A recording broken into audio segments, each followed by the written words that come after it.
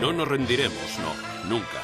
Puede que nos destruyan, pero si lo hacen, nos llevaremos un mundo con nosotros, un mundo en llamas. Adolf Hitler.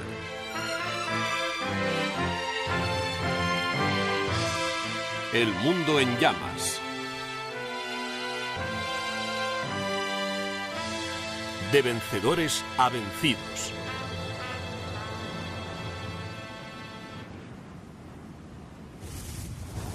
La participación de Estados Unidos añadió una nueva dimensión a la guerra en Occidente. En el Atlántico, los barcos de guerra norteamericanos ayudaron a que las cosas cambiaran para los submarinos alemanes. Aunque en 1942 habían aumentado las pérdidas de barcos en manos de los submarinos y los ataques de superficie alemanes, en 1943 los cazadores subacuáticos empiezan a ser cazados.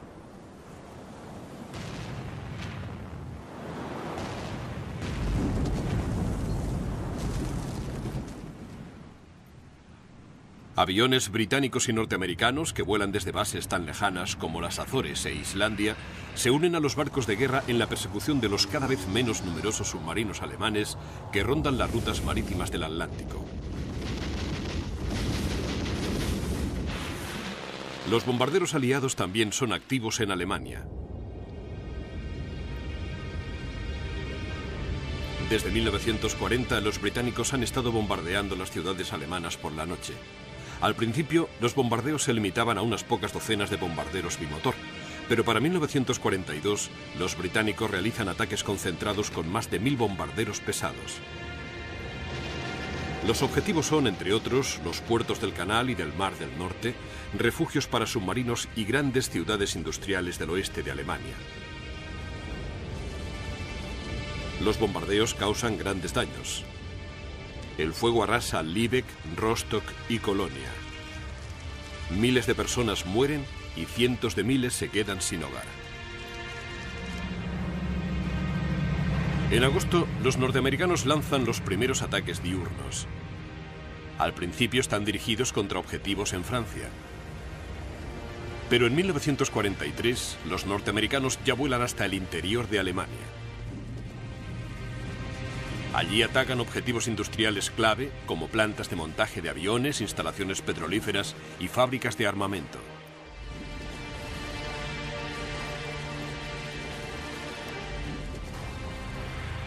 Volando de día y fuera del alcance de su escolta, los bombarderos norteamericanos Flying Fortress y Liberador son vulnerables a ser interceptados por cazas enemigos.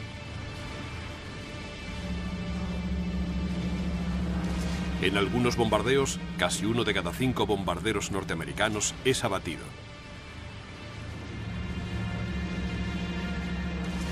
En esta guerra de desgaste, los costes son enormes para ambos bandos. Las tripulaciones norteamericanas tienen menos de una posibilidad entre 3 de completar una ronda de 25 misiones. Pero la Luftwaffe también está sufriendo pérdidas importantes.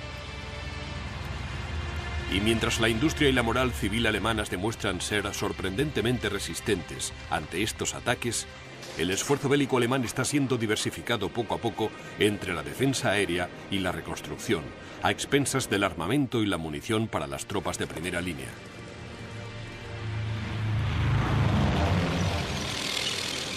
En África, las fuerzas británicas y norteamericanas avanzan por Argelia hacia Túnez, mientras el 8º Ejército Británico avanza desde El Alamein hacia Libia.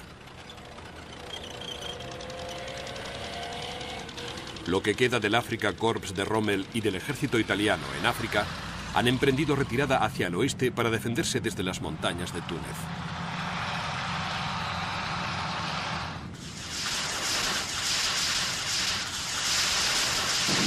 En el este, la victoria de Stalingrado ha rejuvenecido al Ejército Rojo, y los alemanes son expulsados de los territorios que habían conquistado en 1942. 1943 será un año duro para la Wehrmacht. Las derrotas en África y en el este la han debilitado mucho y han minado considerablemente su moral, muy alta hasta este momento. Además, El mito de la Alemania invencible, que ya se tambaleaba tras las derrotas en los alrededores de Moscú, ha perdido ya toda credibilidad. Para la primavera de 1942, los alemanes habrán tenido que retroceder hasta más allá de los Donets. Y en África, las fuerzas del eje están atrapadas en el este de Túnez.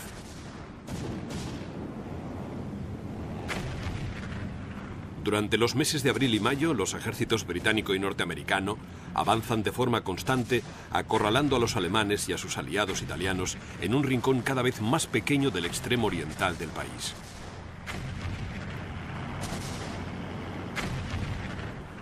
El 12 de mayo, los restos de esta otrora formidable fuerza capitulan ante los aliados. Se harán casi 500.000 de prisioneros, la mitad de los cuales serán alemanes. Hitler no se deja intimidar por este revés y ordena una nueva ofensiva en el frente oriental.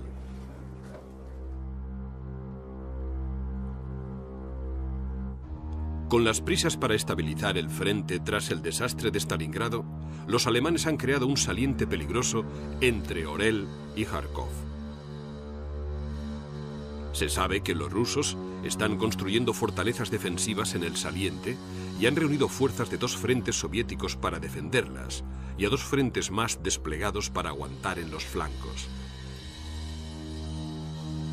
Para eliminar el saliente, Hitler ordena que los grupos sur y central del ejército lancen avanzadillas acorazadas. Deben entrar por los flancos y presionar hacia la ciudad de Kursk.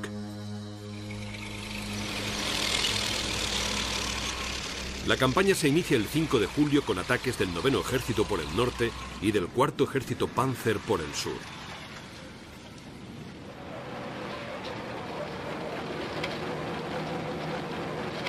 Ambas fuerzas han sido altamente reforzadas para la ofensiva, pero el ataque del 9º Ejército es rechazado a los pocos kilómetros.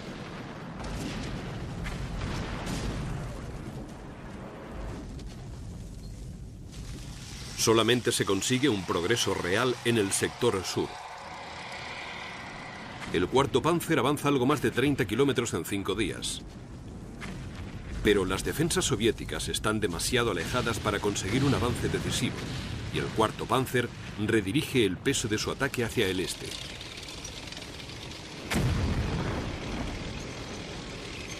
El 12 de julio el 4º Panzer consigue quebrar finalmente las líneas de defensa soviéticas. Pero en cuanto penetra en las llanuras al sureste de Kursk, el 5º Ejército de Tanques soviético, transferido desde el frente de la estepa, les ataca. La batalla de Kursk será la mayor batalla de tanques de la Segunda Guerra Mundial. Miles de tanques se agitan y se enfrentan en la llanura. Ambos bandos sufren grandes pérdidas, pero los alemanes tienen la huida bloqueada. Entonces llegan noticias de grandes ofensivas soviéticas en los flancos. En breve, todo el frente se pondrá en movimiento mientras las fuerzas rusas atacan en dirección a Orel y Kharkov. El 5 de agosto Orel cae en manos del Ejército Rojo y el 23 de agosto Kharkov. Durante los meses de septiembre y octubre, el Ejército Rojo continuará avanzando hacia el oeste, liberando una población tras otra y obligando a los alemanes a retroceder hasta el otro lado del río Dnieper.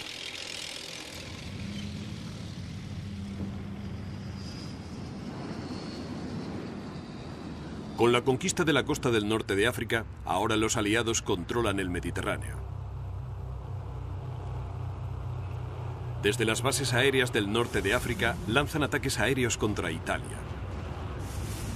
Los bombarderos pulverizan las defensas, las bases y los puertos italianos, mientras los cazas aliados llevan a la batalla a las fuerzas aéreas italianas y a la Luftwaffe.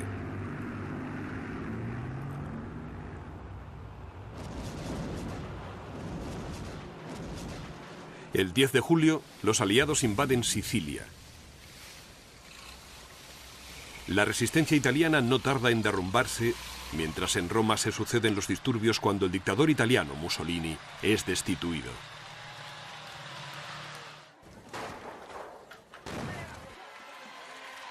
Mientras los aliados completan la toma de la isla, se llevan a cabo negociaciones secretas para la rendición de Italia.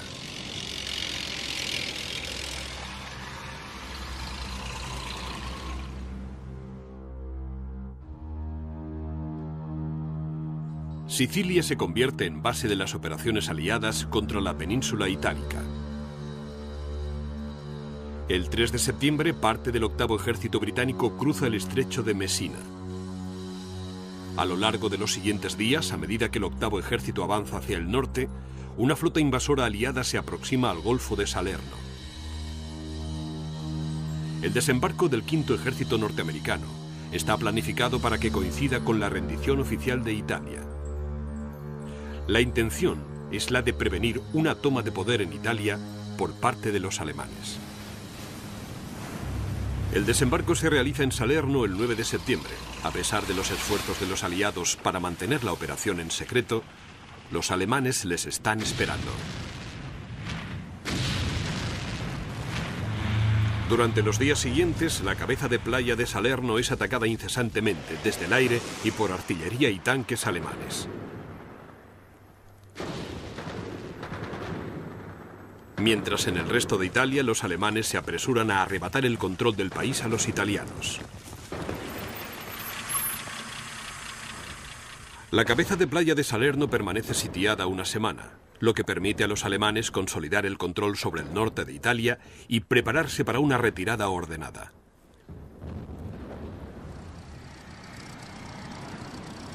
Cuando el octavo ejército se aproxima desde el sur, los alemanes inician una retirada preparada, primero a posiciones intermedias más allá de Nápoles, y después a una línea de defensa preparada llamada la línea Gustav.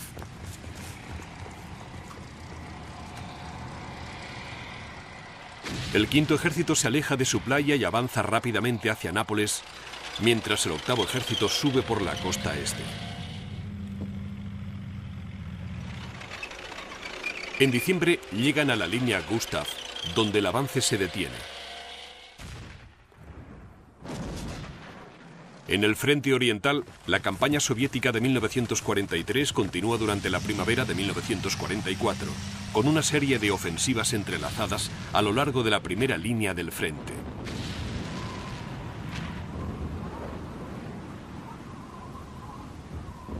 A finales de enero, el Ejército Rojo hace retroceder al Grupo Norte del ejército alemán desde Leningrado, levantando así un sitio que ha durado casi 30 meses.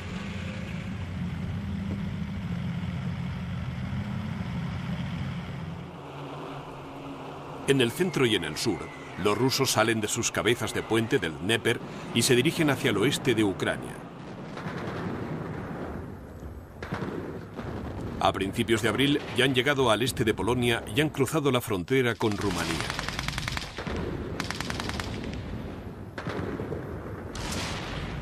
En Crimea, el 17º ejército alemán es acorralado en Sebastopol en una irónica inversión de los acontecimientos de 1942. A mediados de mayo, cuando Sebastopol cae en manos del Ejército Rojo, los alemanes han perdido casi 80.000 hombres en su defensa de la península, condenada al fracaso.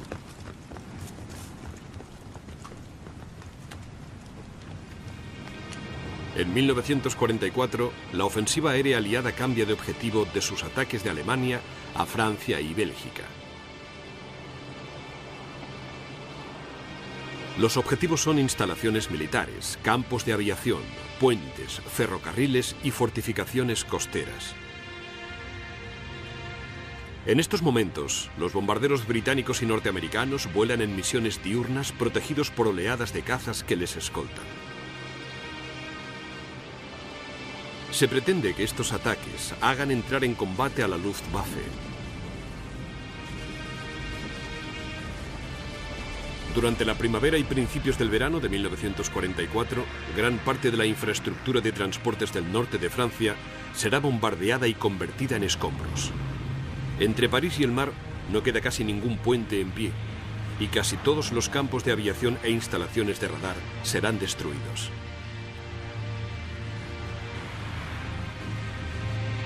En inferioridad numérica y ante la sobresaliente actuación de los cazas aliados, la Luftwaffe se ve gradualmente superada,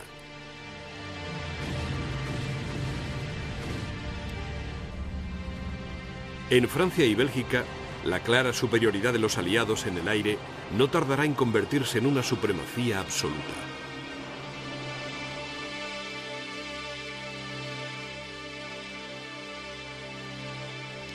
En Italia, los aliados se enfrentan a las formidables defensas de la línea Gustav. La línea se extiende desde los Apeninos hasta el sur de Roma y es defendida por el 10º ejército alemán. Cuidadosamente situada a lo largo de una línea de desfiladeros naturales y con la imponente abadía fortaleza de Monte Cassino como eje, la línea Gustav está reforzada por campos de minas, alambre de espino y emplazamientos fortificados. Los primeros asaltos del V Ejército norteamericano en diciembre son en vano, y los aliados empiezan a planear un desembarco anfibio en Anzio tras la línea Gustav.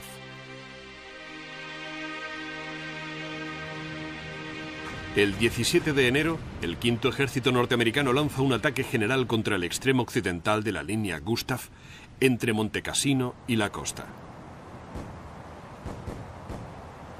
5 días más tarde, las fuerzas anfibias llegan a Anzio. El objetivo del desembarco en Anzio es el de flanquear la línea Gustav, pero los alemanes reaccionan con rapidez y envían reservas para aislar y sellar la cabeza de playa. Los alemanes toman el control de las colinas de los alrededores de Anzio y establecen un perímetro defensivo sólido. Los contraataques de los Panzer a la cabeza de playa solamente pueden contrarrestarse con la ayuda del fuego naval. Pero la artillería alemana evita que los aliados ganen terreno y ocupen sus posiciones.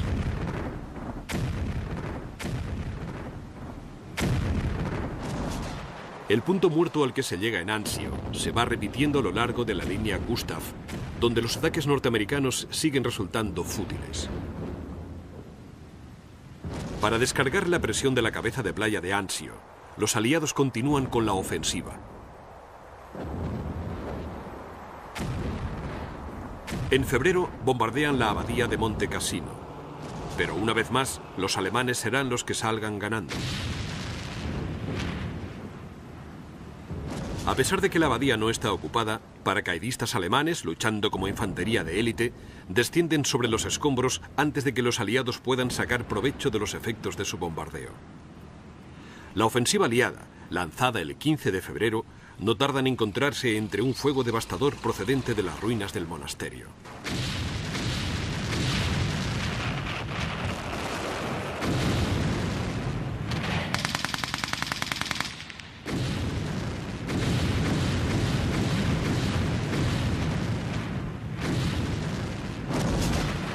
Una tercera ofensiva a mediados de marzo tampoco obtiene grandes resultados.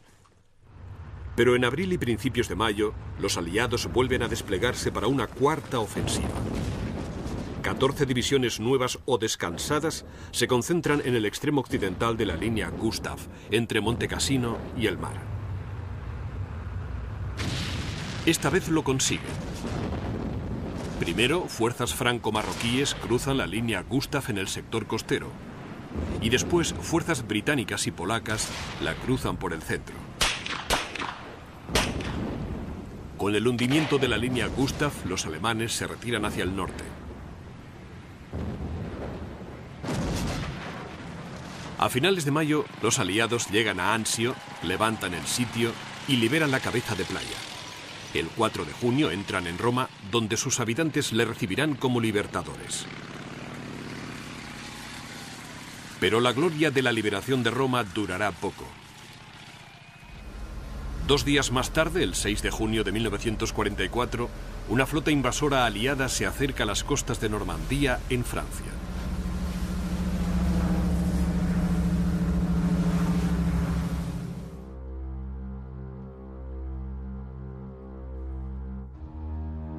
El ataque se ha estado preparando durante 2 años y los aliados han reunido una fuerza extraordinaria. 2 destacamentos especiales navales, cada uno formado por más de 100 barcos de guerra, darán apoyo al desembarco de 2 ejércitos a lo largo de los 95 kilómetros de las costas de Normandía. El segundo ejército británico desembarcará entre Caen y Bayeux, mientras el primer ejército norteamericano desembarcará al oeste de Bayeux y a lo largo de la costa este de la península de Cotentin. Esperando a estas fuerzas, hay 4 divisiones del 7º Ejército alemán, pero 3 de ellas son formaciones de guarnición, equipadas principalmente para la defensa. Solamente la 352 es una división adecuadamente equipada y preparada para el combate. Entre las reservas alemanas de la zona se encuentran 3 divisiones Panzer, pero el resultado de la batalla vendrá determinado por la rapidez con la que éstas puedan desplegarse. La invasión de Francia empieza con el aterrizaje de paracaidistas en los flancos, coordinado con ataques aéreos sistemáticos y una gran cortina de fuego naval desde los barcos anclados cerca de la costa.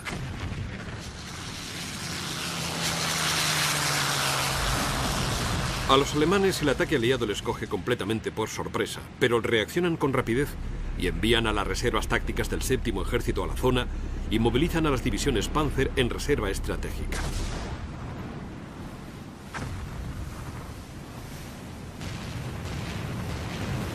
Tras el bombardeo naval, las naves de asalto y las lanchas de desembarco se apresuran a llegar a la costa. A las 6:30 de la mañana, las primeras fuerzas norteamericanas desembarcan en Normandía. Una hora más tarde les seguirán las primeras fuerzas británicas y canadienses que desembarcan cerca de Caen.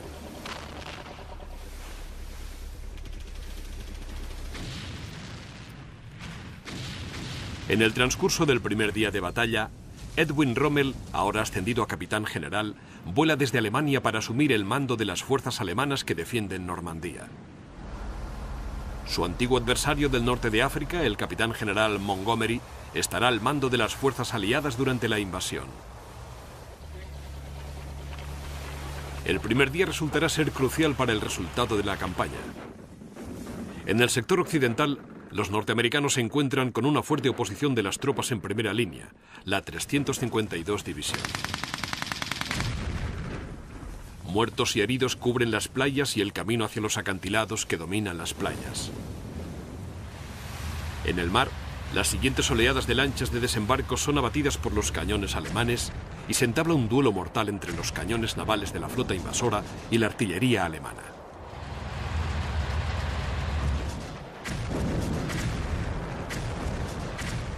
Durante todo el día D se suceden crudos enfrentamientos en todos los sectores. Al sur de Caen, los británicos se enfrentan a varias unidades de la 21 Panzer, una formación de veteranos de la campaña del norte de África.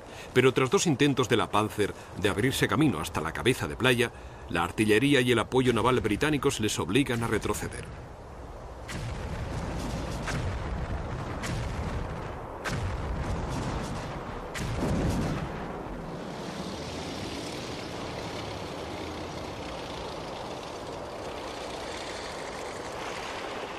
Al anochecer del día D, los aliados se han establecido en firme en las playas de Normandía.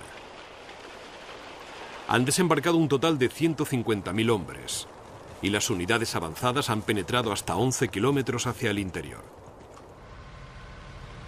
Durante las siguientes semanas, más hombres y equipo llegarán a Normandía y la cabeza de playa se establece cada vez más hacia el interior. La prioridad de Rommel es la de defender Caen y evitar que los británicos lleguen a las llanuras del norte de Francia. Para finales de junio ya tiene a 7 divisiones Panzer en el sector, 4 de las cuales son formaciones Waffen-SS de élite.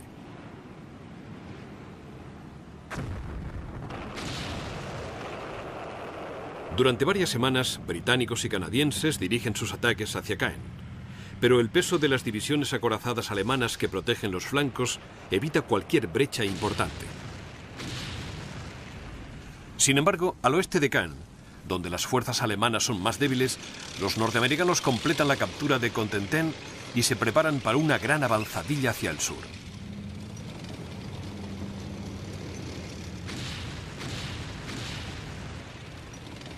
La ofensiva comienza el 25 de julio.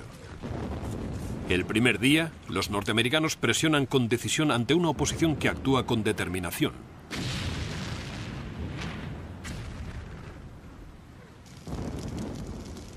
Pero las fuerzas alemanas en el sector norteamericano están faltas de refuerzos y no hay reservas para cubrir las brechas del frente.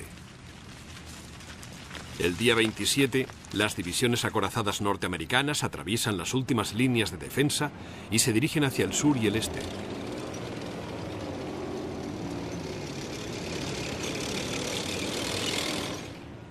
En un acto de desesperación, Hitler ordena a las fuerzas que defienden Caen que se dirijan hacia el oeste y tapen la brecha. El resultado es catastrófico para los alemanes. Las divisiones acorazadas y la infantería motorizada norteamericanas rodean a la avanzadilla alemana, mientras británicos y canadienses atraviesan las debilitadas líneas alemanas para acabar de rodearlas por el norte.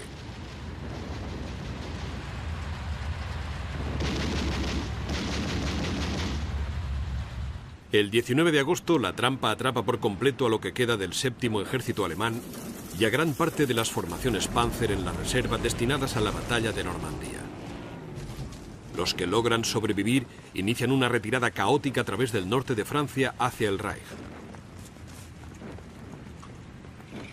La irrupción del ejército aliado en Normandía desata una oleada de violencia por toda Francia.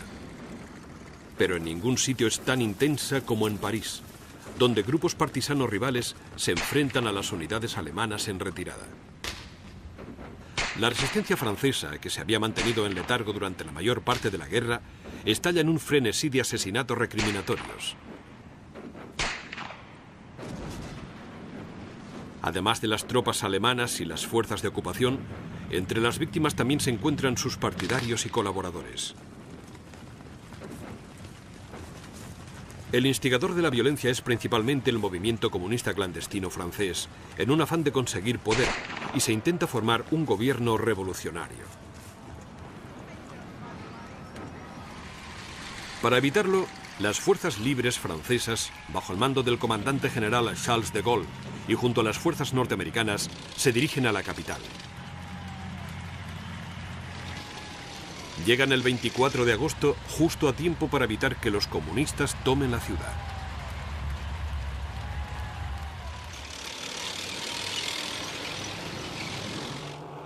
En el frente oriental, la campaña de verano rusa de 1944 comienza el 22 de junio, el día del tercer aniversario de la invasión alemana.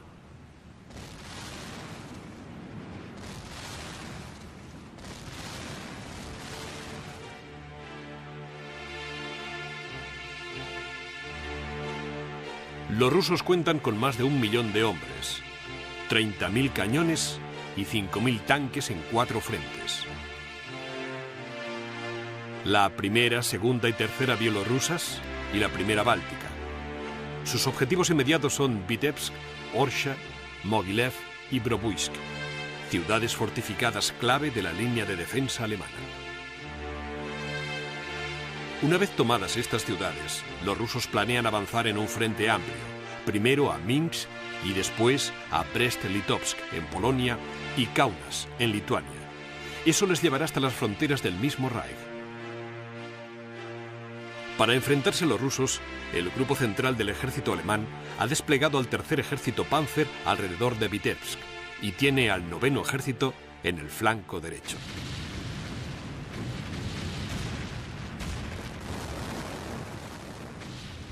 El bombardeo de la artillería rusa precede a las oleadas de asaltos de tanques e infantería. El tercer ejército Panzer que defiende Vitebsk no tardará en luchar por su vida. Más al sur, parte del noveno ejército alemán corre peligro de quedar rodeado por ataques concentrados a ambos lados de Bobruisk.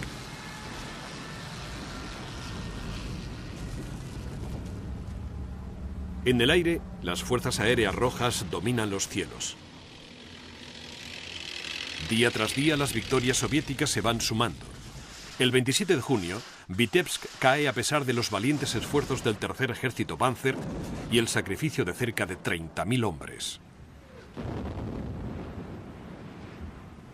Ese mismo día, los rusos capturan Orsha y rodean Bobruisk, atrapando así a otros 40.000 alemanes.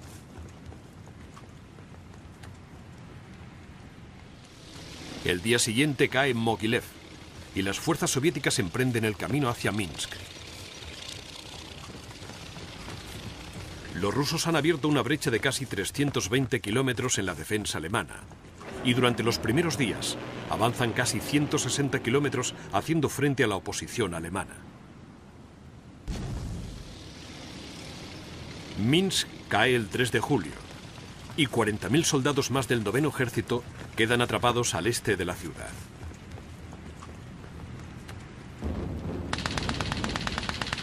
En la mayoría de estos enfrentamientos, las fuerzas acorazadas y motorizadas rusas se limitan a seguir avanzando hacia el oeste, dejando que fuerzas de segundo grado se encarguen de las desorganizadas unidades alemanas aquejadas de neurosis de guerra.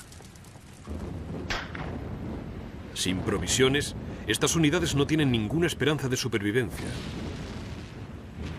Pero al destino incierto que les espera si caen en manos de los rusos, añadido a la petición de Hitler de que las fuerzas alemanas rodeadas luchen hasta el último aliento, implica que a menudo lucharán para mantener posiciones que están irremisiblemente perdidas en un mar de armas rusas.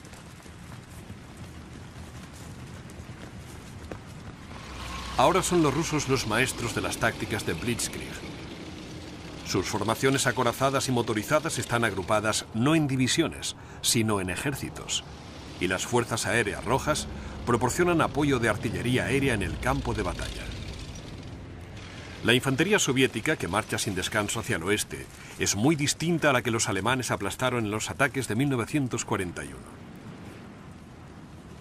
Ahora los ataques rusos están mejor armados y mejor dirigidos, y a diferencia de los alemanes, tienen la moral por las nubes gracias a los éxitos recogidos en el campo de batalla. Durante los meses de julio y agosto, la maquinaria rusa avanza inexorablemente hacia el oeste.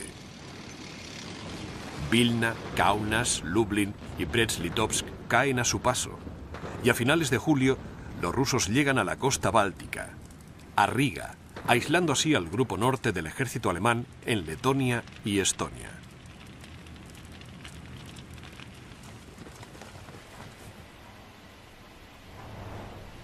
En Polonia, las unidades rusas encuentran las primeras pruebas directas del genocidio nazi.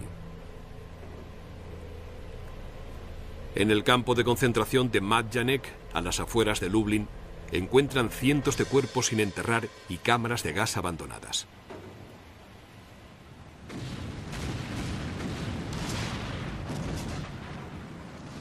Cuando el grupo central del ejército alemán se desintegra y cada vez más reservas alemanas son retiradas de los flancos, la posición estratégica global de la Wehrmacht en el frente oriental se vuelve inestable. Los rusos lanzan ofensivas a los flancos. En los estados de Letonia y Estonia, en el norte de la región báltica, los alemanes son acorralados en la península de Curlandia, mientras en el sur, las fuerzas soviéticas en Ucrania lanzan una ofensiva hacia los estados de Europa Central de Hungría, Rumanía y Bulgaria.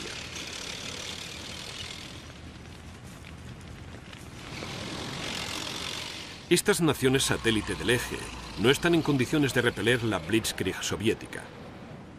Tanto Hungría como Rumanía han perdido lo mejor de sus fuerzas armadas en las batallas del Volga y del Alto Don. Y Bulgaria ha intentado mantener una incómoda neutralidad. En pocas semanas, los rusos ya han atravesado las fronteras rumanas, han expulsado al ejército rumano y han rodeado al sexto ejército alemán. A finales de agosto entran en Bucarest, la capital de Rumanía, y establecen un régimen comunista para que gobierne el país como un satélite soviético.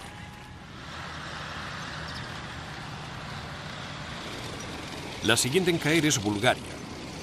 Las fuerzas soviéticas del sur de Ucrania llegan a la frontera el 1 de septiembre.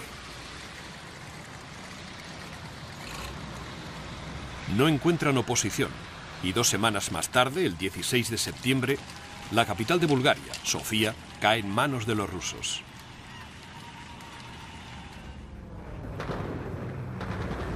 En octubre, la Blitzkrieg rusa llega a Hungría y Eslovaquia. Ambos países comparten frontera con Alemania y son considerados estratégicamente vitales para las defensas del Reich. Las ofensivas soviéticas a través de los Cárpatos y hacia Budapest topan con una resistencia feroz de las fuerzas alemanas transferidas desde el norte.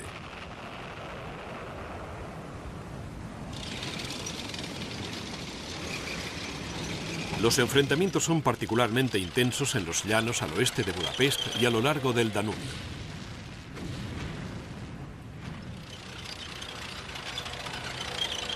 Además de consideraciones estratégicas para la defensa del Reich, Hungría también proporciona la clave para la continuación de la resistencia alemana en Yugoslavia, donde partisanos y unidades soviéticas pisan los talones a las fuerzas de ocupación en retirada de Grecia y Albania.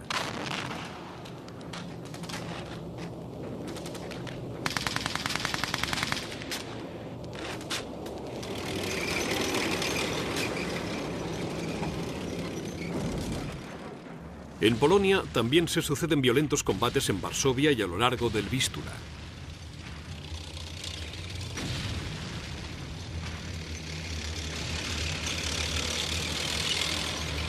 Los patriotas polacos, animados por el avance del Ejército Rojo, toman el control de partes de la ciudad. Los alemanes reaccionan enviando fuerzas al Vístula para detener a los rusos y refuerzos a Varsovia para aplacar el levantamiento. Contra el armamento pesado, los polacos tienen pocas posibilidades de éxito. Los rusos no hacen ningún esfuerzo por intervenir, y en octubre se apaga la llama de la resistencia polaca.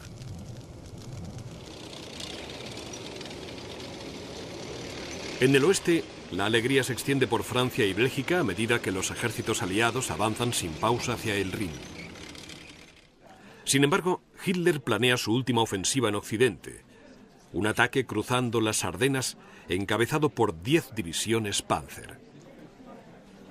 La ofensiva planeada es una copia casi exacta del audaz ataque de 1940 que llevó a la toma de Francia y los Países Bajos.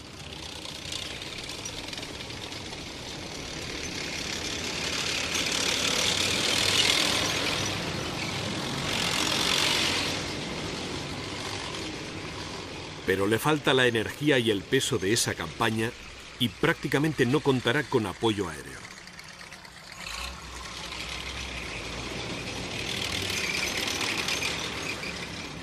El 16 de diciembre las divisiones Panzer avanzan por los estrechos desfiladeros y caminos de las Ardenas.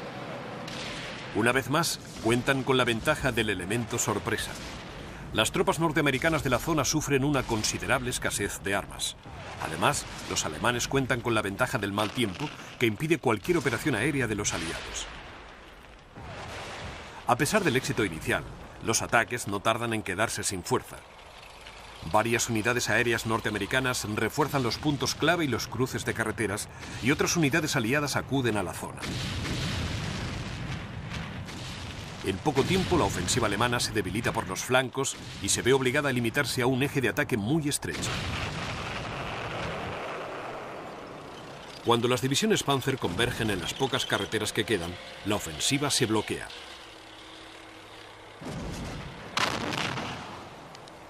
En Navidad el ataque se ha detenido y el tiempo se despeja.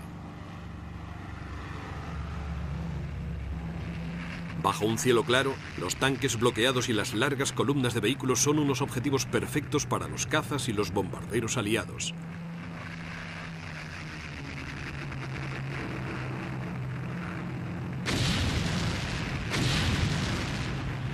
Para finales de año, los alemanes están en plena retirada, presionados por todas partes por la infantería y los acorazados norteamericanos y atacados desde el aire.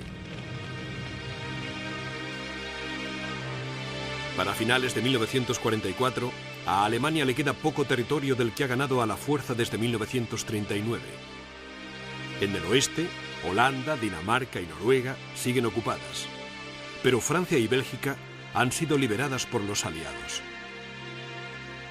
En el sur, las tropas alemanas ocupan el norte de Italia, pero la península itálica y Roma están en manos de los aliados y el gobierno italiano se ha pasado al bando aliado.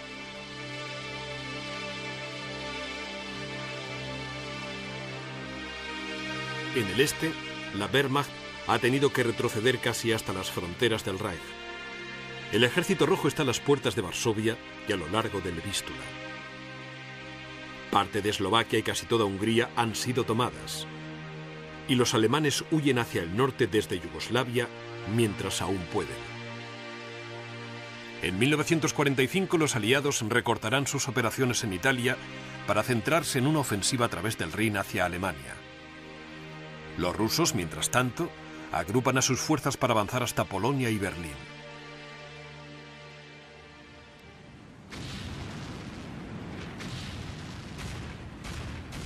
La ofensiva de primavera en 1945 comienza el 12 de enero.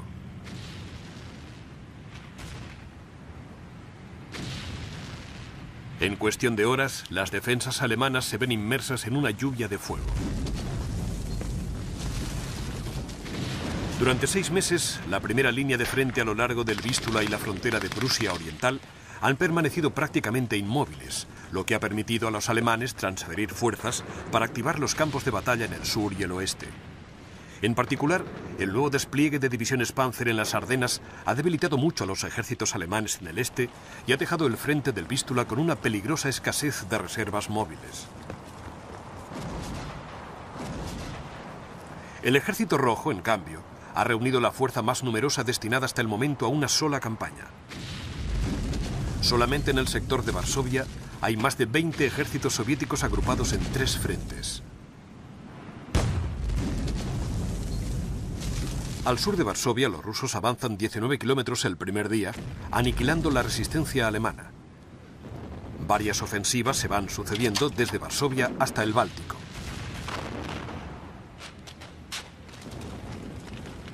Los rusos cuentan con una superioridad de 7-1 en cuanto a tanques, armas, aviones y hombres se refiere. Los esfuerzos de los alemanes para detener el avance están condenados al fracaso prácticamente desde el principio. Sus pocas reservas disponibles son atacadas incesantemente por parte de los cazabombarderos rusos. En tierra, la infantería y los acorazados soviéticos avanzan imparables hacia el oeste. Varsovia cae el 17 de enero. Y el día siguiente los rusos toman Cracovia, Lodz y Tarnow.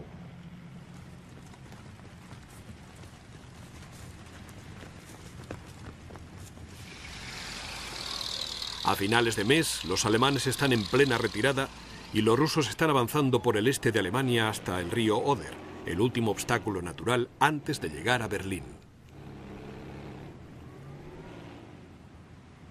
El 4 de febrero los principales líderes aliados se reúnen en Yalta, en Crimea. A estas alturas ya está claro que Alemania se aproxima a la derrota y los aliados acuerdan definir sus futuras zonas de ocupación en Alemania y Austria. La marca de demarcación entre la zona soviética y las de los aliados occidentales será el río Elba. También se discute el futuro de los estados de Europa del Este actualmente ocupados por los rusos. Los aliados ven cada vez con más escepticismo las promesas de Stalin de celebrar elecciones libres y asegurar la soberanía nacional para estas naciones.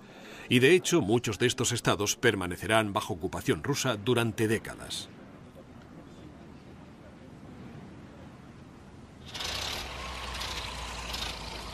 En el oeste, las fuerzas británicas y norteamericanas se acercan al Rin. La línea Siegfried en la frontera alemana se fracciona en varios puntos y a principios de marzo varias unidades del primer ejército norteamericano entran en Colonia. Con violentos conflictos en las calles, la retaguardia alemana retiene a los norteamericanos el tiempo suficiente para demoler los puentes que cruzan el Rin en la ciudad. 2 días más tarde, las unidades avanzadas norteamericanas capturan el puente del ferrocarril de Remagen, el único puente que cruza el Rin y que aún queda en pie.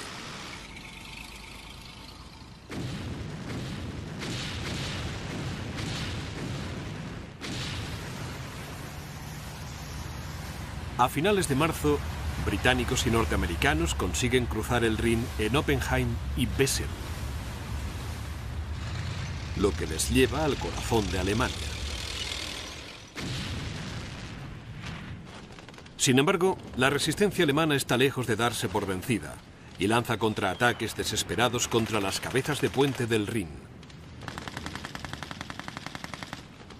Pero se impone el peso de la fuerza y británicos y norteamericanos siguen presionando hacia el este con firmeza, liberando una ciudad tras otra. El 28 de marzo capturan Marburg y comienzan a rodear el Ruhr, la región industrial más importante de Alemania.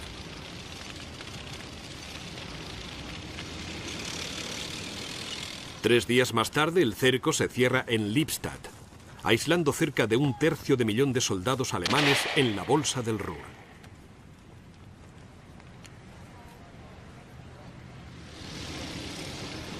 En Austria, el Ejército Rojo se aproxima a Viena, habiendo ya ocupado Hungría y la mayor parte de Checoslovaquia.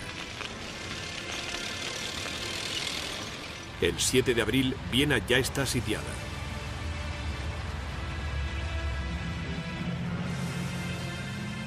Las fuerzas alemanas que defienden la ciudad reciben el apoyo de varias divisiones Panzer procedentes de las Ardenas. Pero dichas unidades sufren una escasez crónica de artillería pesada, municiones y combustible, y se ven obligadas a luchar principalmente como infantería. Los ataques de los alemanes en la periferia son rechazados, y en las calles de Viena se suceden sangrientos combates a medida que los rusos eliminan a las unidades alemanas atrapadas en el cerco. El 13 de abril, cuando por fin acaban los enfrentamientos, más de 100.000 soldados alemanes serán capturados.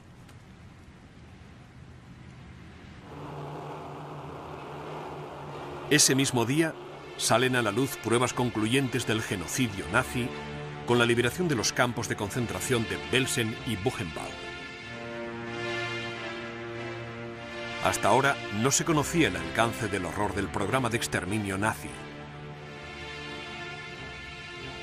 Se cree que 11 millones de personas han sido asesinadas sistemática o deliberadamente en estos campos o mediante la más absoluta negligencia. La mayor parte de las víctimas son judíos. Pero en las listas también se encuentran prisioneros políticos, homosexuales, gitanos, polacos y prisioneros de guerra rusos. En Berlín hay una movilización general de todos los varones mayores de 15 años y se cavan las zanjas a toda prisa para la última defensa de la capital alemana.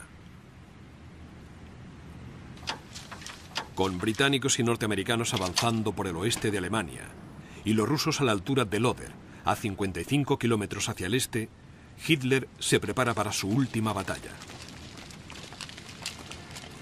En todos estos años ha hecho muchas promesas y las ha roto casi todas. Prometió la paz y trajo la guerra. Prometió la victoria y trajo la derrota. Pero hay una promesa que está decidido a cumplir: dejar tras de sí un mundo en llamas.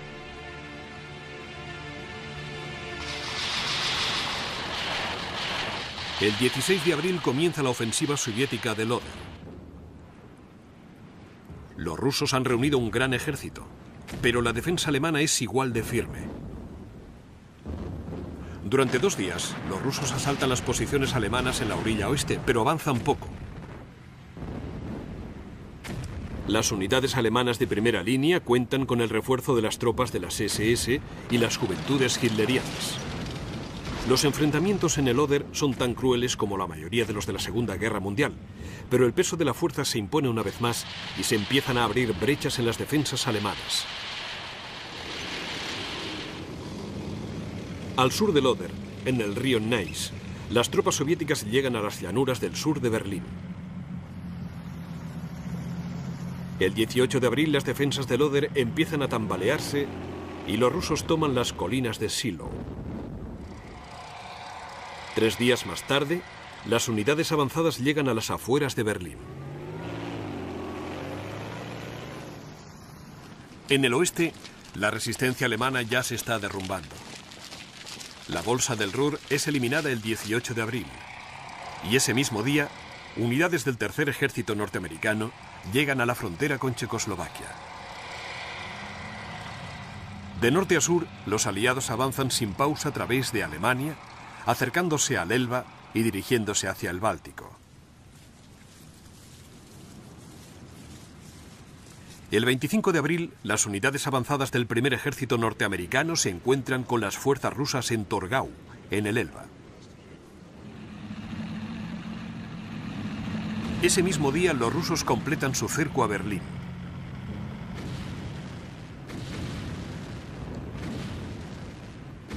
La ciudad será escenario de una terrible batalla. Hitler ha prohibido la retirada.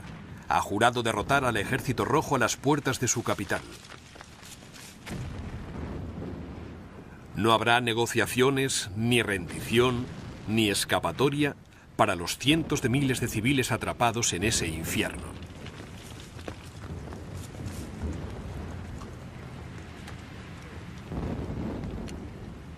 Medio millón de soldados rusos avanzan entre los escombros. Su artillería dispara a bocajarros sin apuntar. Los acorazados soviéticos avanzan por las calles destrozadas.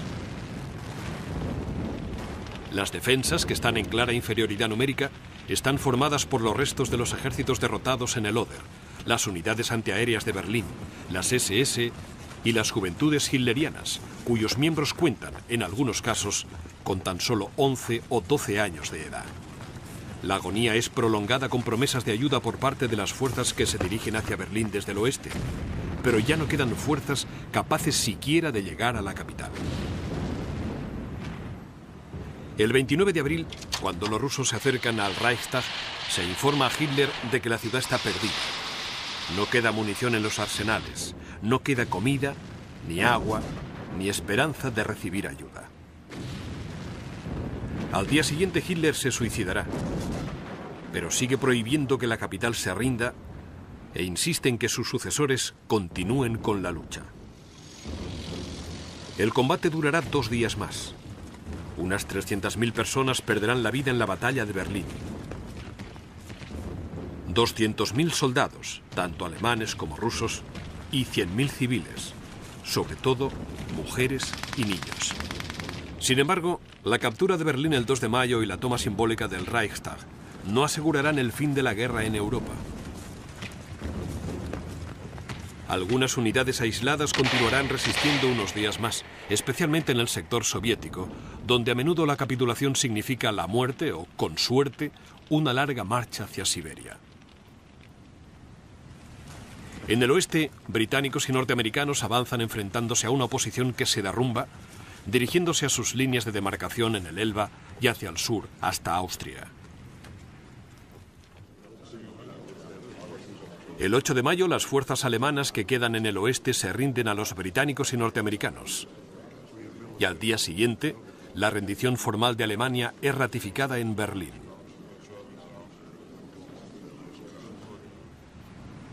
Durante los siguientes meses, el mundo hará recuento de los costes del conflicto. Además de la destrucción generalizada, más de 30 millones de personas han muerto. Incontables millones más han sido mutilados y desfigurados. Y poblaciones enteras han sido desarraigadas y han perdido su hogar. La Alemania nazi ha añadido un término nuevo al diccionario del horror: el de la solución final.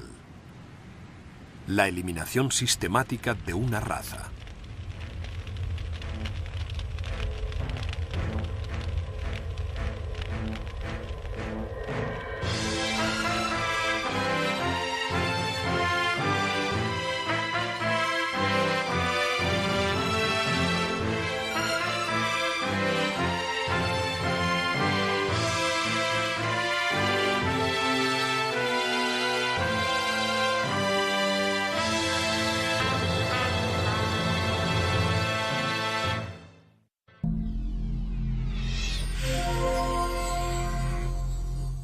Las fuerzas rusas atacan en dirección a Orel y Kharkov.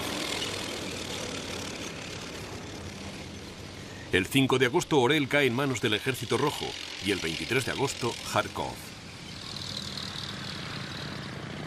Durante los meses de septiembre y octubre, el Ejército Rojo continuará avanzando hacia el oeste, liberando una población tras otra y obligando a los alemanes a retroceder hasta el otro lado del río Dnieper.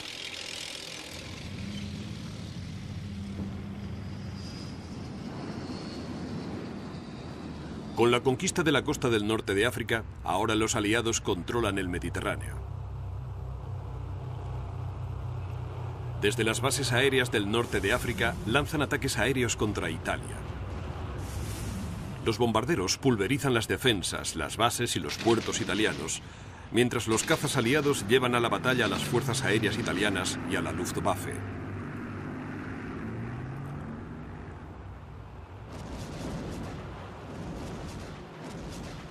El 10 de julio, los aliados invaden Sicilia. La resistencia italiana no tarda en derrumbarse, mientras en Roma se suceden los disturbios cuando el dictador italiano, Mussolini, es destituido.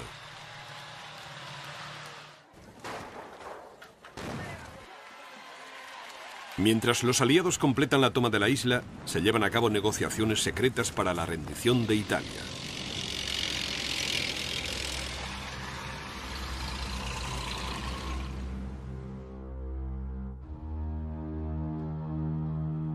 Sicilia se convierte en base de las operaciones aliadas contra la península itálica. El 3 de septiembre, parte del octavo ejército británico cruza el estrecho de Messina. A lo largo de los siguientes días, a medida que el octavo ejército avanza hacia el norte, una flota invasora aliada se aproxima al Golfo de Salerno.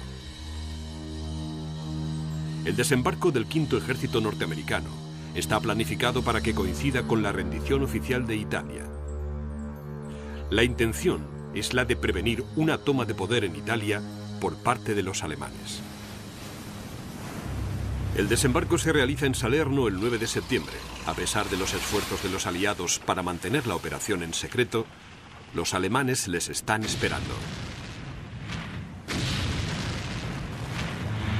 Durante los días siguientes, la cabeza de playa de Salerno es atacada incesantemente desde el aire y por artillería y tanques alemanes.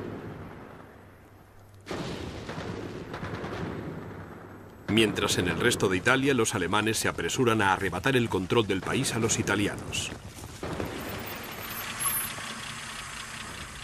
La cabeza de playa de Salerno permanece sitiada una semana, lo que permite a los... Durante 2 días, los rusos asaltan las posiciones alemanas en la orilla oeste, pero avanzan poco. Las unidades alemanas de primera línea cuentan con el refuerzo de las tropas de las SS y las juventudes hitlerianas. Los enfrentamientos en el Oder son tan crueles como la mayoría de los de la Segunda Guerra Mundial, pero el peso de la fuerza se impone una vez más y se empiezan a abrir brechas en las defensas alemanas.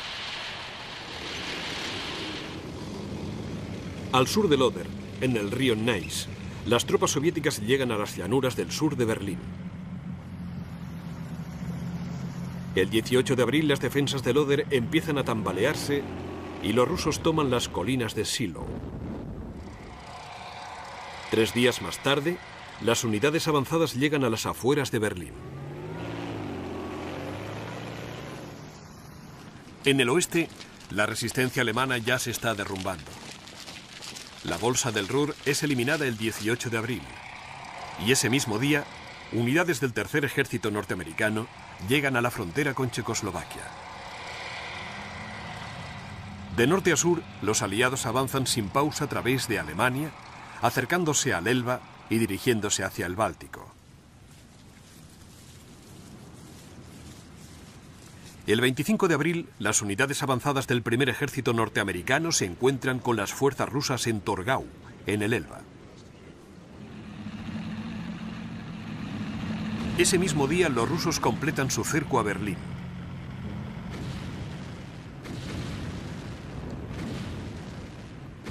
La ciudad será escenario de una terrible batalla. Hitler ha prohibido la retirada. Ha jurado derrotar al ejército rojo a las puertas de su capital. No habrá negociaciones, ni rendición, ni escapatoria para los cientos de miles de civiles atrapados en ese infierno.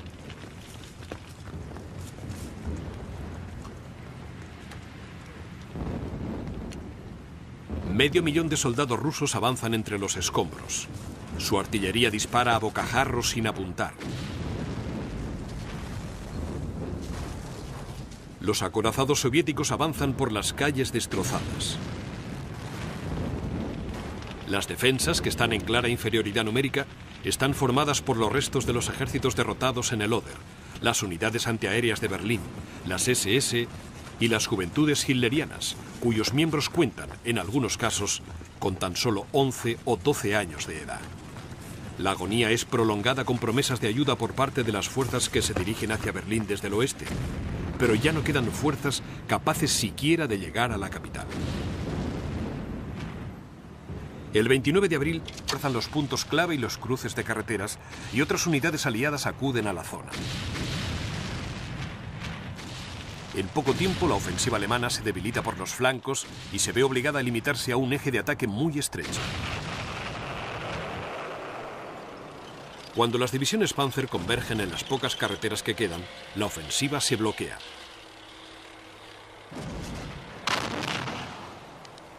En Navidad el ataque se ha detenido y el tiempo se despeja. Bajo un cielo claro, los tanques bloqueados y las largas columnas de vehículos son unos objetivos perfectos para los cazas y los bombarderos aliados.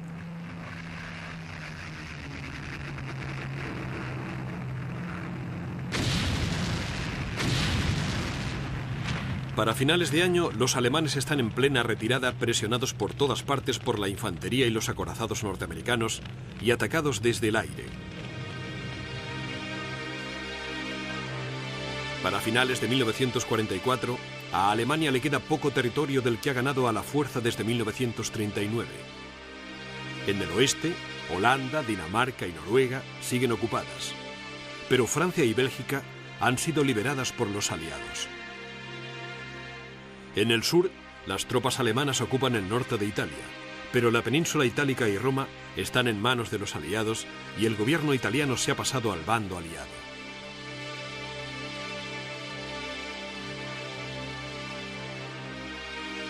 En el este, la Wehrmacht ha tenido que retroceder casi hasta las fronteras del Reich. El ejército rojo está a las puertas de Varsovia y a lo largo del Vístula. Parte de Eslovaquia y casi toda Hungría han sido tomadas. Y los alemanes huyen hacia el norte desde Yugoslavia mientras aún pueden.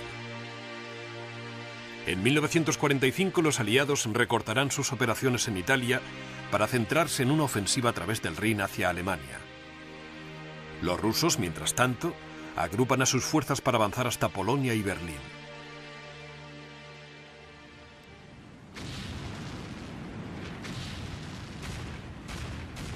La ofensiva de primavera en 1945 comienza el 12 de enero.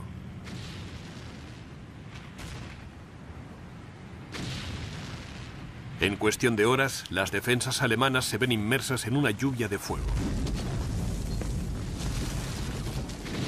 Durante 6 meses, la primera línea de frente a lo largo del Vístula y la frontera de Prusia Oriental han permanecido prácticamente inmóviles, lo que ha permitido a los alemanes transferir fuerzas para activar los campos de batalla en el sur y el oeste.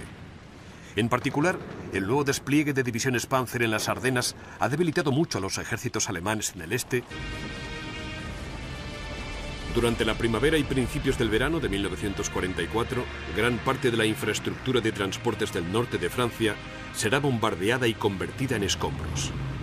Entre París y el mar no queda casi ningún puente en pie, y casi todos los campos de aviación e instalaciones de radar serán destruidos.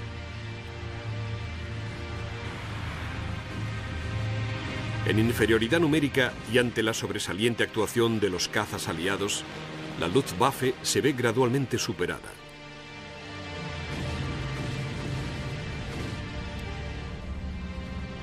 En Francia y Bélgica, la clara superioridad de los aliados en el aire no tardará en convertirse en una supremacía absoluta.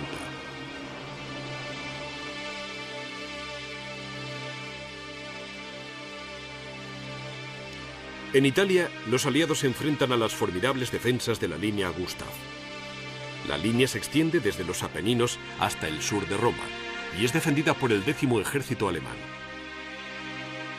Cuidadosamente situada a lo largo de una línea de desfiladeros naturales y con la imponente abadía fortaleza de Monte Cassino como eje, la línea Gustav está reforzada por campos de minas, alambre de espino y emplazamientos fortificados. Los primeros asaltos del 5º Ejército norteamericano en diciembre son en vano, y los aliados empiezan a planear un desembarco anfibio en Anzio tras la línea Gustav.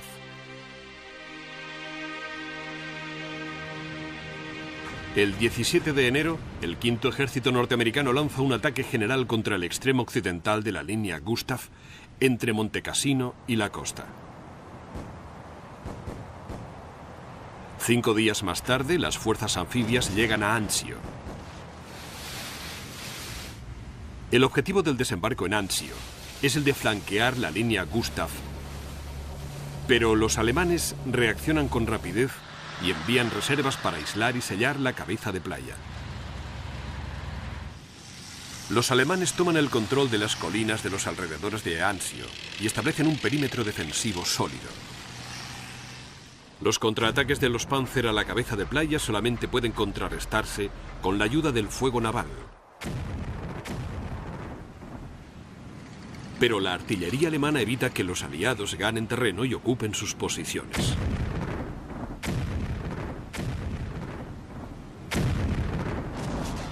El punto muerto al que se llega en Anzio se va repitiendo a lo largo de la línea Gustav, donde los ataques norteamericanos siguen resultando fútiles. Para descargar la presión de la cabeza de playa de Anzio, los aliados continúan con la ofensiva. Mientras aún pueden. En 1945 los aliados recortarán sus operaciones en Italia para centrarse en una ofensiva a través del Rin hacia Alemania. Los rusos, mientras tanto, agrupan a sus fuerzas para avanzar hasta Polonia y Berlín.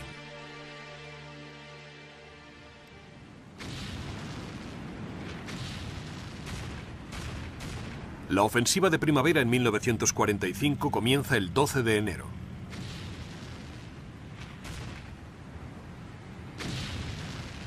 En cuestión de horas, las defensas alemanas se ven inmersas en una lluvia de fuego. Durante 6 meses, la primera línea de frente a lo largo del Vístula y la frontera de Prusia Oriental han permanecido prácticamente inmóviles, lo que ha permitido a los alemanes transferir fuerzas para activar los campos de batalla en el sur y el oeste. En particular, el nuevo despliegue de divisiones Panzer en las Ardenas ha debilitado mucho a los ejércitos alemanes en el este y ha dejado el frente del Vístula con una peligrosa escasez de reservas móviles. El Ejército Rojo, en cambio, ha reunido la fuerza más numerosa destinada hasta el momento a una sola campaña. Solamente en el sector de Varsovia hay más de 20 ejércitos soviéticos agrupados en 3 frentes. Al sur de Varsovia, los rusos avanzan 19 kilómetros el primer día, aniquilando la resistencia alemana. Varias ofensivas se van sucediendo desde Varsovia hasta el Báltico.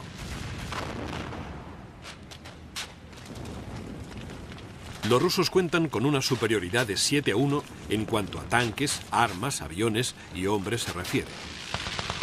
Los esfuerzos de los alemanes para detener el avance están condenados al fracaso prácticamente desde el principio. Sus pocas reservas disponibles son atacadas incesantemente por parte de los cazabombarderos rusos. En tierra, la infantería y los acorazados soviéticos avanzan imparables hacia el oeste. Varsovia cae el 17 de enero. Y el día siguiente los rusos toman Cracovia, Lodz y Tarnow.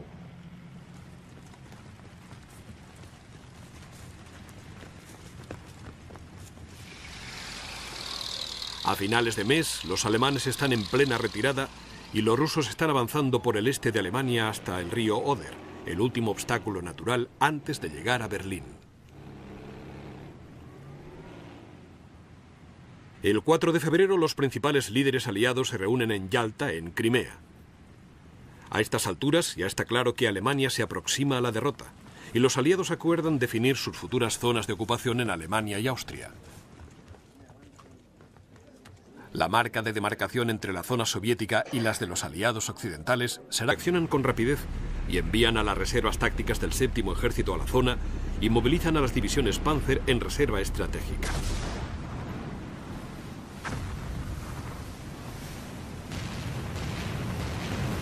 Tras el bombardeo naval, las naves de asalto y las lanchas de desembarco se apresuran a llegar a la costa. A las 6:30 de la mañana, las primeras fuerzas norteamericanas desembarcan en Normandía. Una hora más tarde les seguirán las primeras fuerzas británicas y canadienses que desembarcan cerca de Caen.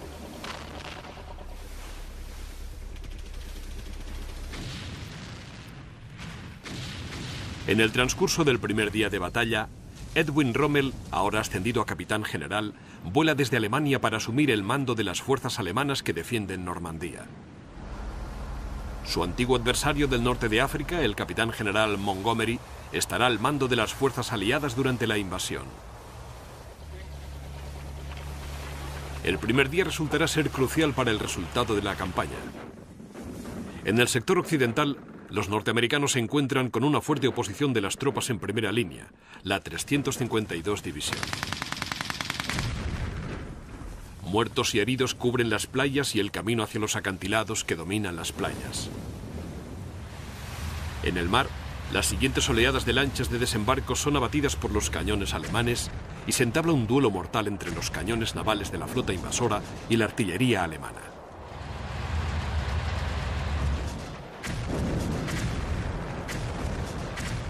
Durante todo el día D se suceden crudos enfrentamientos en todos los sectores.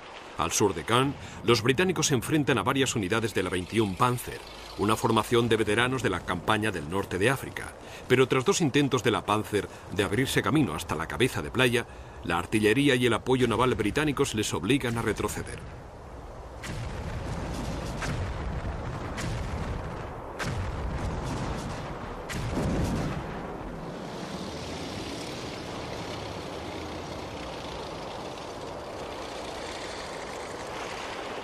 Al anochecer del día D, los aliados se han establecido en firme en las playas de Normandía. Han desembarcado un total de 150.000 hombres y las unidades avanzadas han penetrado hasta 11 kilómetros hacia el interior. Durante las siguientes semanas, más hombres y equipo llegarán a Normandía y la cabeza de playa se establece cada vez más hacia el interior. La prioridad de Rommel es la de defender Caen y evitar que los británicos lleguen a las llanuras del norte de Francia. Para finales de junio ya tiene a 7 divisiones Panzer en el sector, 4 de las cuales han desembarcado un total de 150.000 hombres y las unidades avanzadas han penetrado hasta 11 kilómetros hacia el interior. Durante las siguientes semanas, más hombres y equipo llegarán a Normandía y la cabeza de playa se establece cada vez más hacia el interior. La prioridad de Rommel es la de defender Caen y evitar que los británicos lleguen a las llanuras del norte de Francia. Para finales de junio ya tiene a 7 divisiones Panzer en el sector, 4 de las cuales son formaciones Waffen-SS de élite.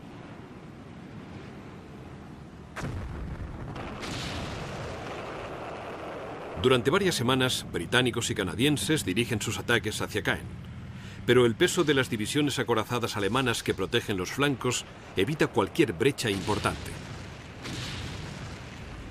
Sin embargo, al oeste de Caen, donde las fuerzas alemanas son más débiles, los norteamericanos completan la captura de Cotentin y se preparan para una gran avanzadilla hacia el sur.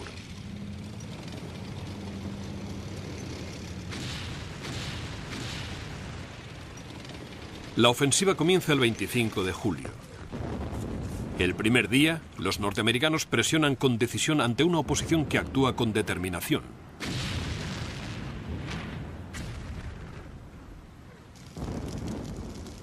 Pero las fuerzas alemanas en el sector norteamericano están faltas de refuerzos y no hay reservas para cubrir las brechas del frente.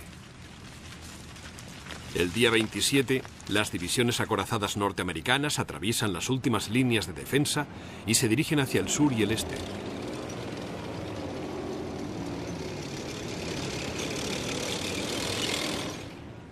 En un acto de desesperación, Hitler ordena a las fuerzas que defienden Caen que se dirijan hacia el oeste y tapen la brecha. El resultado es catastrófico para los alemanes. Las divisiones acorazadas y la infantería motorizada norteamericanas rodean a la avanzadilla alemana, mientras británicos y canadienses atraviesan las debilitadas líneas alemanas para acabar de rodearlas por el norte.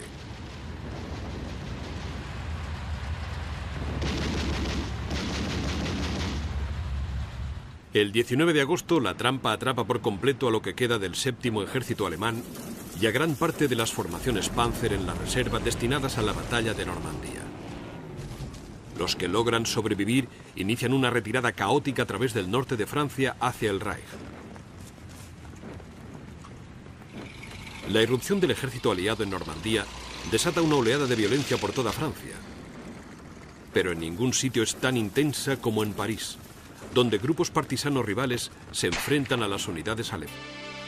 La línea se extiende desde los Apeninos hasta el sur de Roma y es defendida por el 10º Ejército alemán.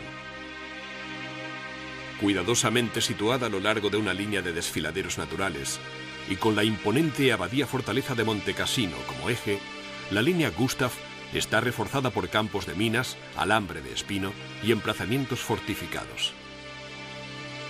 Los primeros asaltos del V Ejército norteamericano en diciembre son en vano, y los aliados empiezan a planear un desembarco anfibio en Anzio tras la línea Gustav.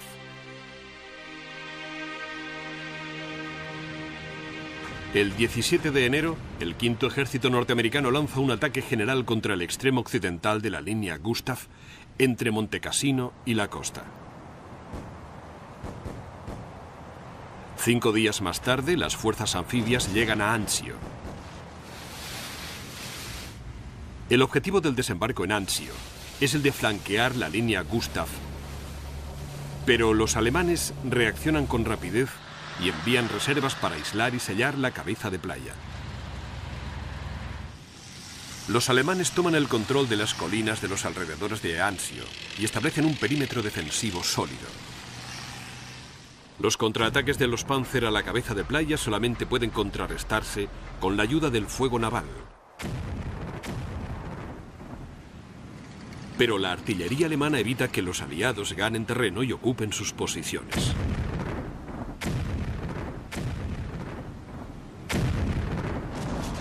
El punto muerto al que se llega en Anzio se va repitiendo a lo largo de la línea Gustav, donde los ataques norteamericanos siguen resultando fútiles. Para descargar la presión de la cabeza de playa de Anzio, los aliados continúan con la ofensiva. En febrero bombardean la abadía de Monte Cassino, pero una vez más los alemanes serán los que salgan ganando.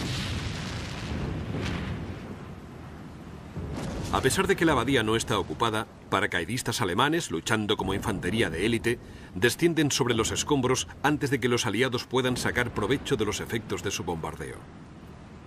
La ofensiva aliada, lanzada el 15 de febrero, no tarda en encontrarse entre un fuego devastador procedente de las ruinas del monasterio.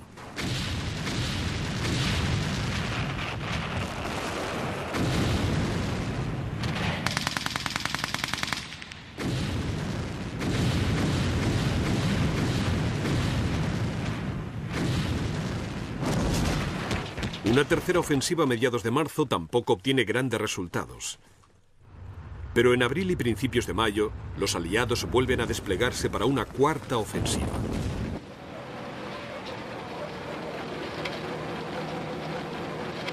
Ambas fuerzas han sido altamente reforzadas para la ofensiva, pero el ataque del 9º Ejército es rechazado a los pocos kilómetros.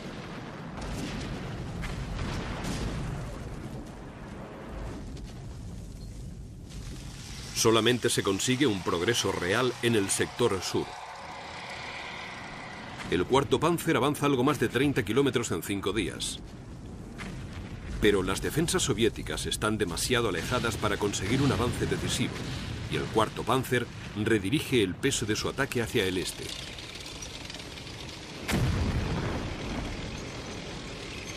El 12 de julio el 4º Panzer consigue quebrar finalmente las líneas de defensa soviéticas.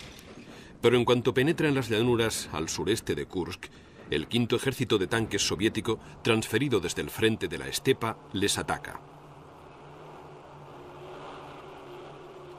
La batalla de Kursk será la mayor batalla de tanques de la Segunda Guerra Mundial.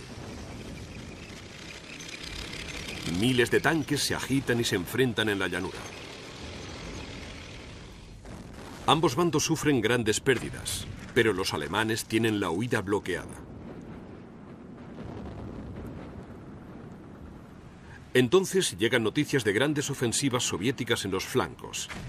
En breve, todo el frente se pondrá en movimiento mientras las fuerzas rusas atacan en dirección a Orel y Kharkov. El 5 de agosto Orel cae en manos del Ejército Rojo y el 23 de agosto Kharkov.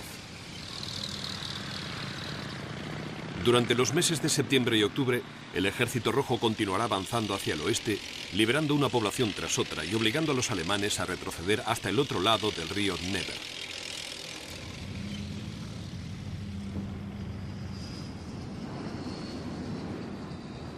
Con la conquista de la costa del norte de África, ahora los aliados controlan el Mediterráneo. Desde las bases aéreas del norte de África lanzan ataques aéreos contra Italia. Los bombarderos pulverizan las defensas, las bases y los puertos italianos, mientras los cazas aliados llevan a la batalla a las fuerzas aéreas italianas y a la Luftwaffe.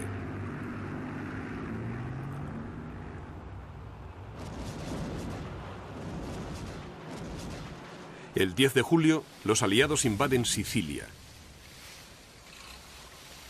La resistencia italiana no tarda en derrumbarse, mientras en Roma se suceden los disturbios cuando el dictador italiano, Mussolini, es destituido.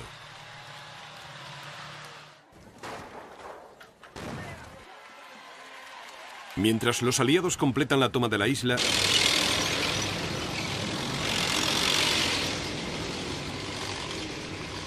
pero le falta la energía y el peso de esa campaña y prácticamente no contará con apoyo aéreo.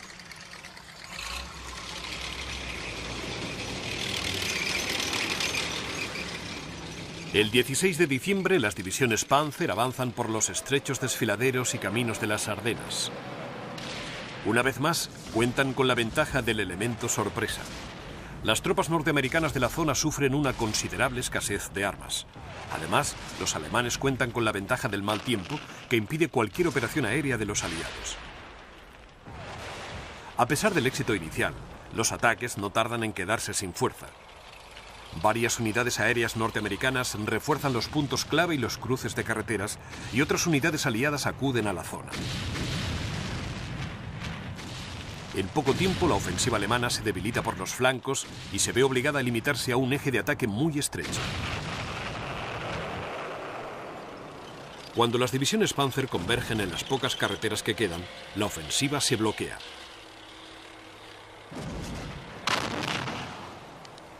En Navidad el ataque se ha detenido y el tiempo se despeja.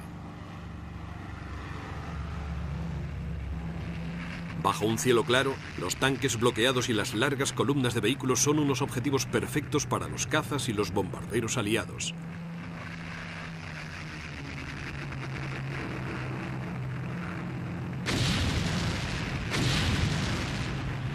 Para finales de año, los alemanes están en plena retirada, presionados por todas partes por la infantería y los acorazados norteamericanos y atacados desde el aire. Para finales de 1944, a Alemania le queda poco territorio del que ha ganado a la fuerza desde 1939. En el oeste, Holanda, Dinamarca y Noruega siguen ocupadas, pero Francia y Bélgica han sido liberadas por los aliados. En el sur, las tropas alemanas ocupan el norte de Italia, pero la península itálica y Roma están en manos de los aliados y el gobierno italiano se ha pasado al bando aliado.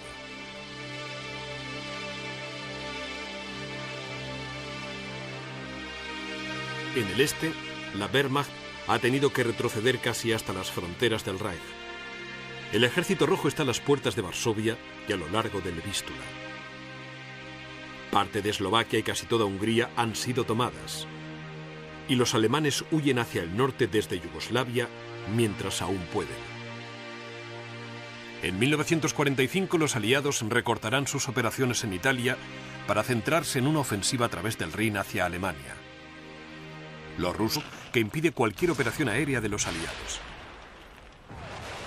A pesar del éxito inicial, los ataques no tardan en quedarse sin fuerza.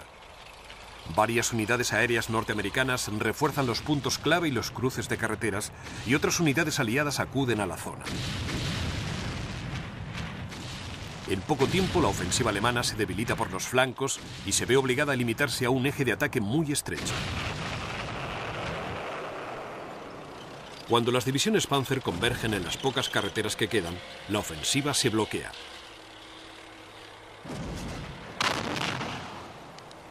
En Navidad el ataque se ha detenido y el tiempo se despeja.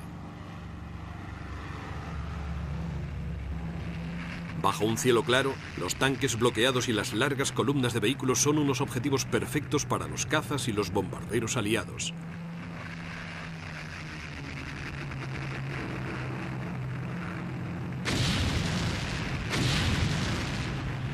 Para finales de año, los alemanes están en plena retirada, presionados por todas partes por la infantería y los acorazados norteamericanos y atacados desde el aire. Para finales de 1944, a Alemania le queda poco territorio del que ha ganado a la fuerza desde 1939. En el oeste, Holanda, Dinamarca y Noruega siguen ocupadas, pero Francia y Bélgica han sido liberadas por los aliados. En el sur, las tropas alemanas ocupan el norte de Italia, pero la península itálica y Roma están en manos de los aliados y el gobierno italiano se ha pasado al bando aliado.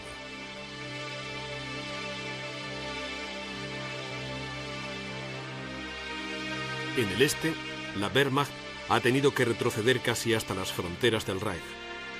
El ejército rojo está a las puertas de Varsovia y a lo largo del Vístula. Parte de Eslovaquia y casi toda Hungría han sido tomadas. Y los alemanes huyen hacia el norte desde Yugoslavia mientras aún pueden. En 1945 los aliados recortarán sus operaciones en Italia para centrarse en una ofensiva a través del Rin hacia Alemania. Los rusos, mientras tanto, agrupan a sus fuerzas para avanzar hasta Polonia y Berlín.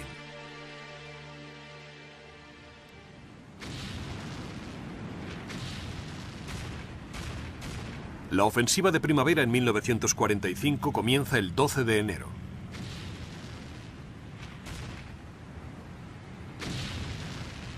En cuestión de horas, las defensas alemanas se ven inmersas en una lluvia de fuego. Durante 6 meses, la primera línea de frente a lo largo del Vístula y la frontera de Prusia Oriental han permanecido prácticamente inmóviles, lo que es otra, y obligando a los alemanes a retroceder hasta el otro lado del río Dnieper.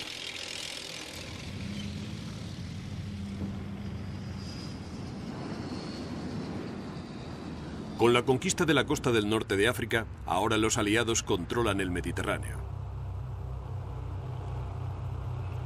Desde las bases aéreas del norte de África lanzan ataques aéreos contra Italia. Los bombarderos pulverizan las defensas, las bases y los puertos italianos, mientras los cazas aliados llevan a la batalla a las fuerzas aéreas italianas y a la Luftwaffe.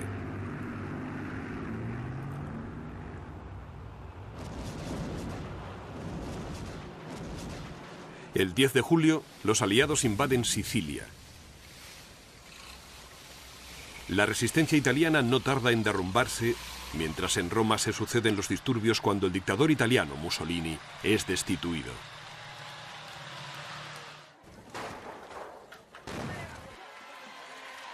Mientras los aliados completan la toma de la isla, se llevan a cabo negociaciones secretas para la rendición de Italia.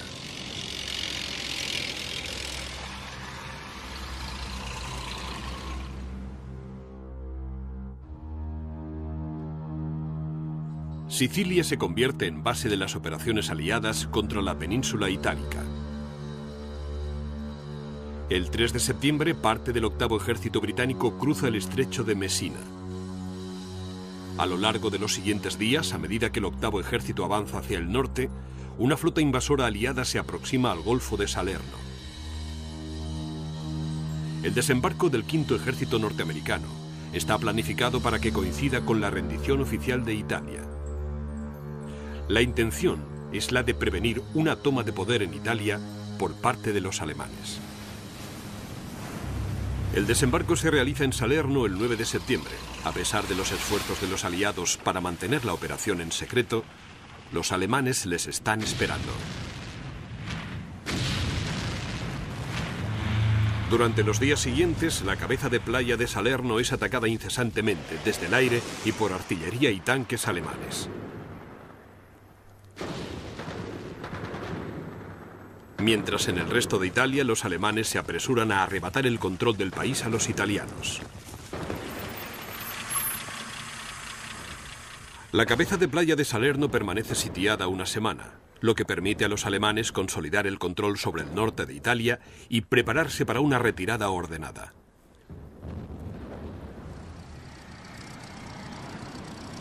Cuando el octavo ejército se aproxima desde el sur, los alemanes inician una retirada preparada, primero a posiciones intermedias más allá de Nápoles, y después a una línea de defensa